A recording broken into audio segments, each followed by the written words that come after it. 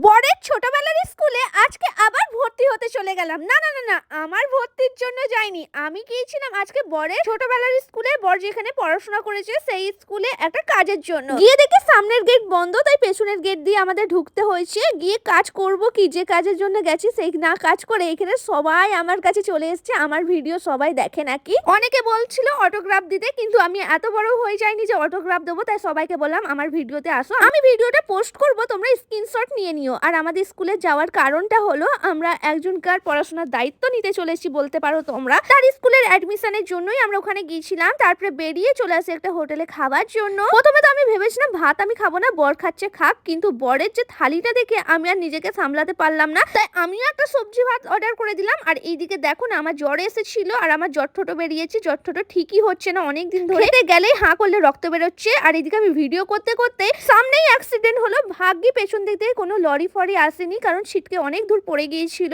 আমার বর তো খেতে খেতে উঠে চলে গিয়েছিল, আর বিচারা না চাল ফাল নিয়ে যাচ্ছিল, সব চাল রাস্তায় পড়ে গেছে। তারপর উনাকে মাথায় জল ফল দিয়ে বাড়ির লোককে ফোন করা হয়। তারপর আমরা এইদিকে খাওয়া দাওয়া করি। তারপর আমি একটা দই খেয়েছিলাম। তারপরে চলে আসি আমরা ফটোর দোকানে। আমি অনেকদিন আগে বাঁধাতে দিয়েছিলাম, কিন্তু এটা হয়েও গিয়েছিল, আমার সময় হচ্ছিল না আসার জন্য, তাই আজকে আমি নিয়ে নিলাম। আর সঙ্গে কিছু পার্সেল এসেছিল, সেগুলো নিয়ে ওপরে চলে এসেছি। প্রথমে আমি আগে ফটো ফ্রেম গুলো দেখাই তোমাদের, চলো। এটা হলো বিয়ের ফটো, এটা ফার্স্ট অ্যানিভার্সারি, এটা সেকেন্ড অ্যানিভার্সারি, এটা থার্ড অ্যানিভার্সারি, এটা ফোর্থ, আর এটা ফিফথ, মানে লাস্ট বছরে, আর এটা হলো এই বছরে। আমার ফটো অনেক ভালো লাগে, তাই প্রতি বছরে অ্যানিভার্সারির একটা করে এরকম বাঁধিয়ে রেখে দিই। আর এই ফটোটাকে এমনি ধুয়েছি, কারণ এই যে ফ্রেমটা দেখতে পাচ্ছ, এই ফ্রেমটা আমার সাবস্ক্রাইবাররা আমাকে গিফট করেছিল, অনেকদিন ধরে রাখা ছিল। তো আমি ফাইনালি দার্জিলিং এর এই ফটোটা ধুইয়ে তারপরে আমি রেখে দিয়েছি ফ্রিজের ওপরে। তো কেমন লাগছে কমেন্ট করে বলবে।